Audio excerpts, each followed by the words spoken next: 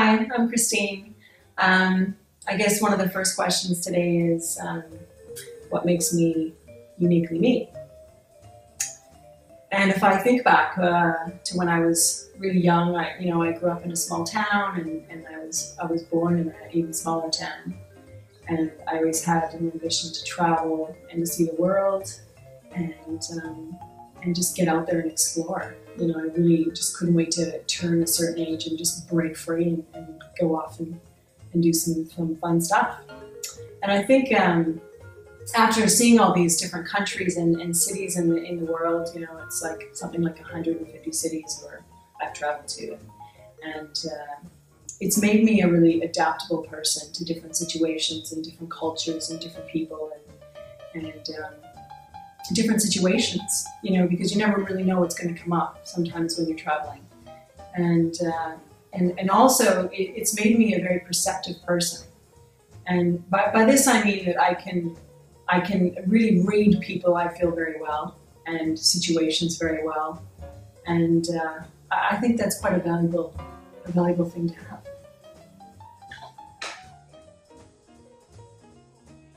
The second thing is when we talk about values and what are my personal values. I guess values to me are how I choose to live my life. And there's some things that I feel are really important for me to be able to do that. And honesty, for sure, is one of them. And honesty is really about open and honest and transparency in everything that we do. And not being fake, or superficial. It's just about being real. And that I feel is a quite important quality and something that I really try to hold. The other thing is commitment. And commitment is very important to me. If I say that I'm going to do something, I do it. I damn well do it. And if I don't, I feel so bad. It's almost one of those things where I don't sleep at night. So that is something that I've always felt that I've been very true to. And the last one is loyalty. And loyalty for me is about, if I'm with someone, I'm extremely loyal to that person. Don't even think about anything else. And leaving is not an option. I'm loyal to that. And if I think about how I am with IKEA and how I am with what I do today, and I've been with IKEA for 20 years, and for me that's loyalty. I have a lot of loyalty for what I do and passion, and those would be the top three that I would say are my personal values.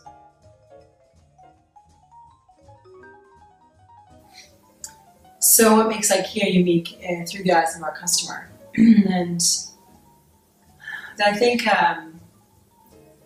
number one, I think it's for sure our range and range presentation and how we do range presentation.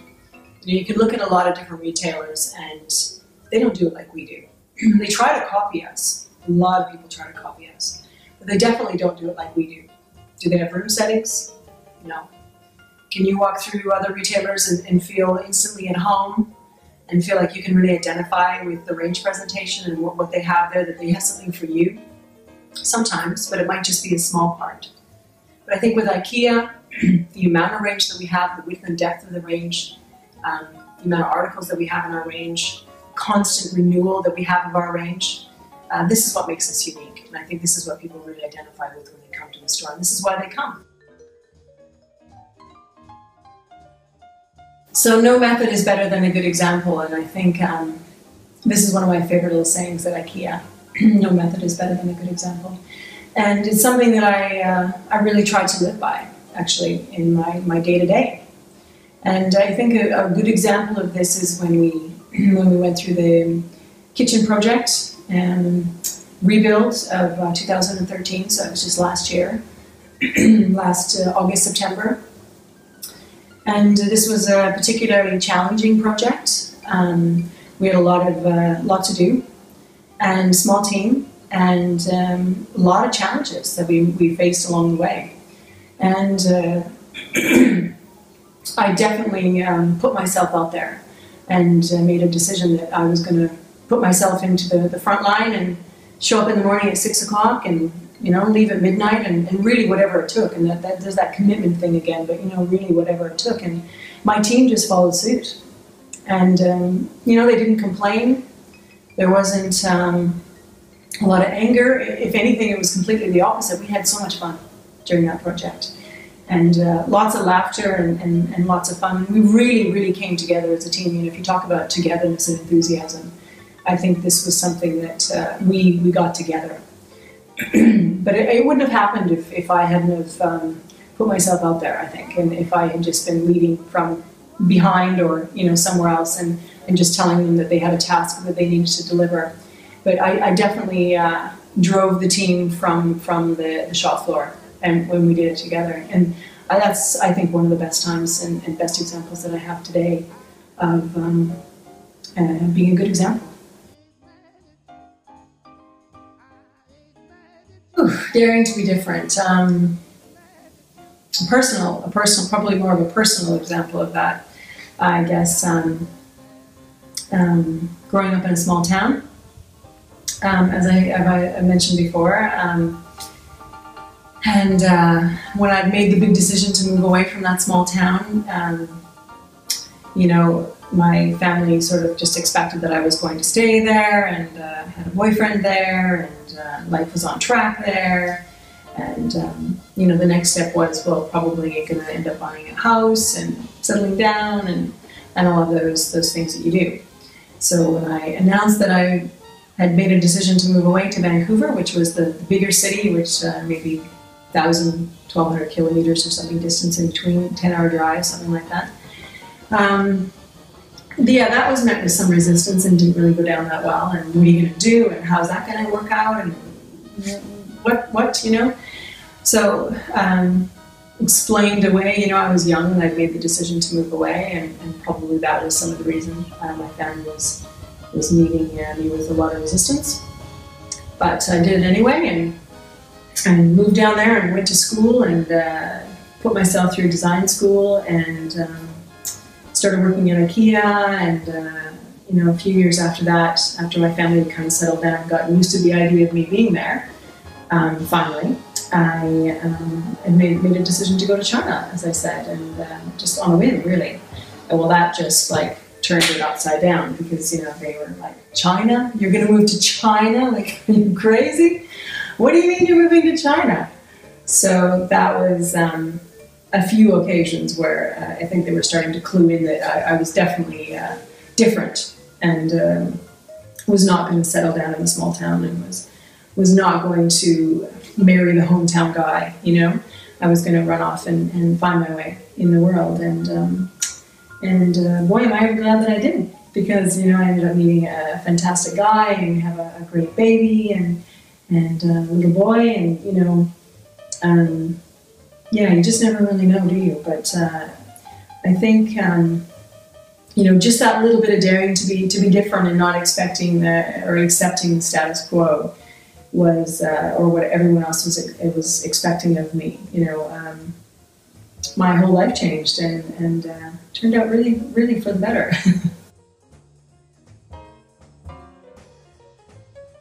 So when I've made a mistake, and how I put it right, I guess is the question. Yeah, I can think of a time, well, I can think of many times actually when I made mistakes. I've had a lot of opportunity over the last 20 years to do that, and within IKEA. Still here, so didn't do anything that bad. But, you know, one thing that for sure is always sticks with me, and I think always will, is a sort of more like a personal mistake, I guess, that I made.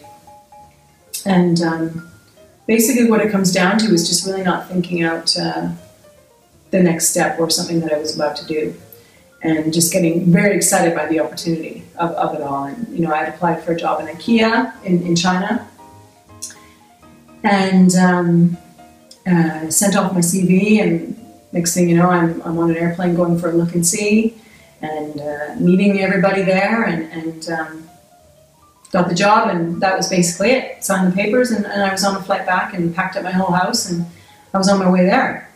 So much so that even, you know, it happened so quickly that even on the way there, I thought, I don't even know if I like Chinese food. Like, I don't speak Chinese. Like, well, how am I going to communicate? What am I going to do? And I hadn't really thought about it until I was on the airplane. And, you know, I just kind of wanted to do something so badly that I just kind of went with it. And so I got there and I met my boss.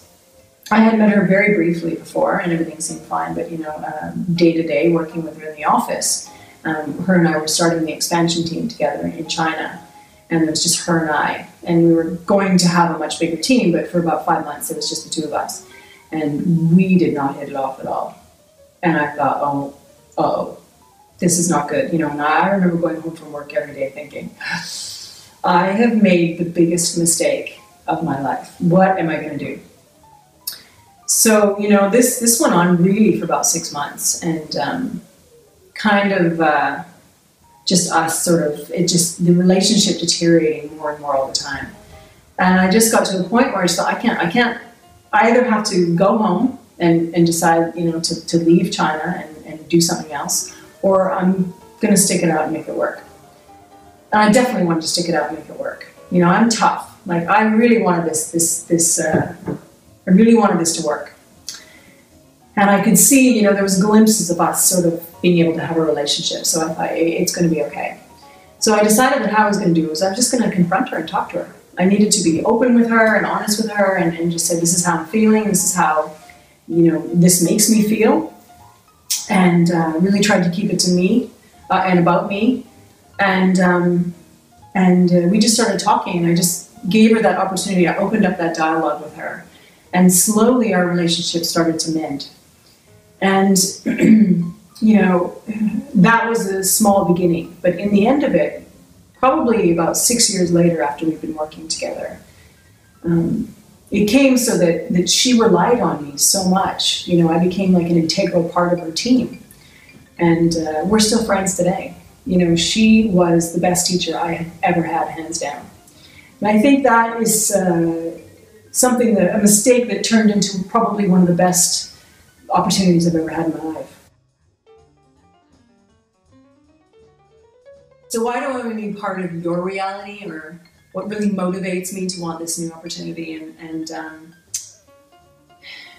Yeah, it's not like I want to, you know, leave behind all the old and I'm in a big rush to take on something that I need this big change, but I crave this change because I think as time goes on for me, and the longer that I'm living in Australia and the more the time that I spent here, I love the fact that we are starting just this glimpse of life at home in Australia. And working together with other store teams, being given the opportunity to really influence other store teams as well, other interior designers within IKEA Australia. What can we do together? And I feel that together we can really nail that life at home in Australia. And I want to be part of that. I want to drive that. So, you know, that's what I feel is my next big challenge and what I would really like to take on in Australia.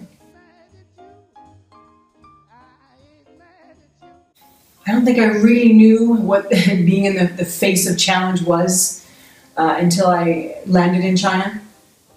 And, you know, there was probably about a year, we were just kind of floating along and everything seemed okay, and developing the expansion team and whatnot. Until I went to the training in iOS for home furnishing with light. This is when, for me, the light bulb really went on. You know, pardon the pun, but really, at that time, the light bulb went on. And I came back, and I was suddenly the owner for, which was amazing because I was gonna, you know, I had big plans. I was gonna roll out home furnishing with light in China. I was gonna do all 7 stores. I was really charged about it. I thought this is gonna be great. Started out asking questions in the beginning, you know, like, what kind of situation did you grow up with at home? And really just to get to people to start talking about light and identifying with light in the home. And man, I wasn't prepared for the answer at all. And what came back was that probably 90 to 95% of the people that I was teaching at that time grew up with a single light bulb in the ceiling. I thought, oh boy, that I was not prepared for at all. You know, and that's just really a small part of the challenge, but just as an analogy about what I was facing. You know, the single light bulb in the ceiling. And that's pretty much what sums it up. that how do you teach home furnishing? How do you teach home furnishing with light? How do you transfer that expertise so that they can then grab onto that and then give it to our customers and teach them how to do it? And I can leave that with a country and be known for that, you know, that I imparted something on someone and they actually got it. You know, because every time I sort of thought back to my challenges, it's like, it's the single light bulb in the ceiling, you know? So, you know, how do you take them out of that controlled environment of learning and bring them into something that is so IKEA and so, you know, you can make mistakes and you can do this and you can do all these things and you can be creative and get them to kind of go along with it and really understand that. That's a business challenge because we're only there for a very short time. And, you know, one of the main objective that we had when we were there was take all of the knowledge that we have, leave it with the organization in China and walk away. And they're going to run the country. Fantastic, right? All sounds great.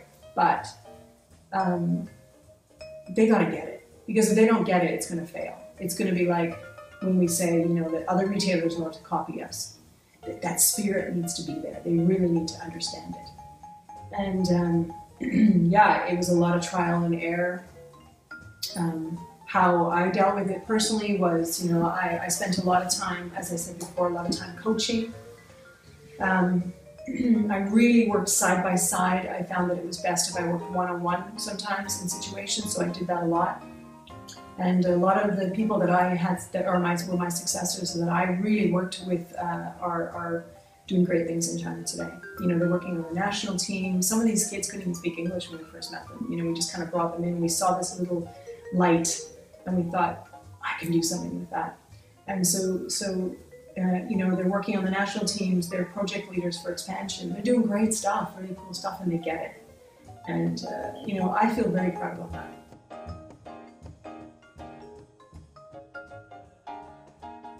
Hey, thanks for watching.